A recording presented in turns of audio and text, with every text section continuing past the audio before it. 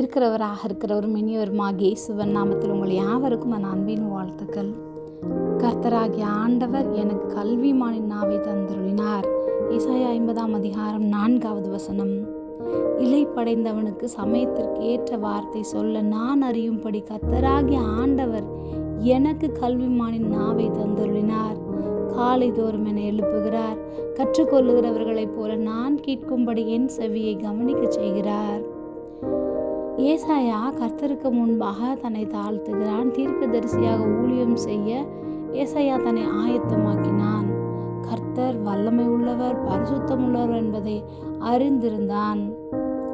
ஏசாயா தீர்க்கதரிசி தேவனுடைய மகிமையை தரிசித்துவிட்டு தன்னுடைய பாவத்தை நினைத்து வேதனைப்படுகிறான். ஐயோ அதமானே, நான் அசுத்த உதடுள்ள மனுஷன் என்று மன வேதனையோடு சொல்லுகிறான்.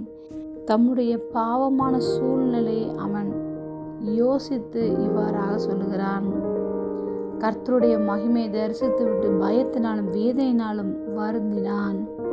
முன்பு தன்னை குறித்து இப்படி சொன்ன ஏசாயா தீர்க்கதரிசிதான் இந்த அதிகாரத்தில் பலவிதமான எதிர்ப்புகளையும் கஷ்டத்தையும் ஊழியத்தில் மேற்கொள்ள வேண்டியதாக இருந்தது.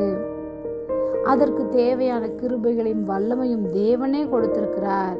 எனவேதான் ஏசாயா, தேவன் தனக்கு கல்விமானின் நாவை கொடுத்திருக்கிறார், கற்றுக்கொள்ளுகிறவர்களைப் போல கேட்கும்படியான செவியை கொடுத்திருக்கிறார் என்று உறுதியாக சொல்ல முடிந்தது.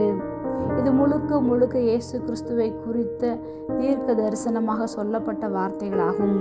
இன்று நாமும் கர்த்தர் நமக்கு கல்விமானின் நாவை கொடுத்திருக்கிறார். ஒருவேளை இருதயத்தில் வேதனைப்படுகிறவர்களுக்கு சமயத்துக்கு ஏற்ற வார்த்தைகளை நாம் பேசவும், ஞானமுள்ள வார்த்தைகளினால் அவர்களை ஆற்றி தேற்ற தேவன் நம்மையும் தெரிந்து கொண்டிருக்கிறார் என்று அறிந்து கற்றுக்கொள்கிறவர்களைப் போல கேட்கும்படி செவி கொடுப்போம். ஜெபம். அன்பின் பரம தகப்பனே, எப்பொழுதும் எங்களோடு கூட இருக்கிறவரே, எங்களுக்கு கல்விமானின் நாவை தந்தருளினீரே, உமக்கு நன்றி செலுத்துகிறோம். இயேசுவின் நாமத்தில் பிதாவே, ஆமென்.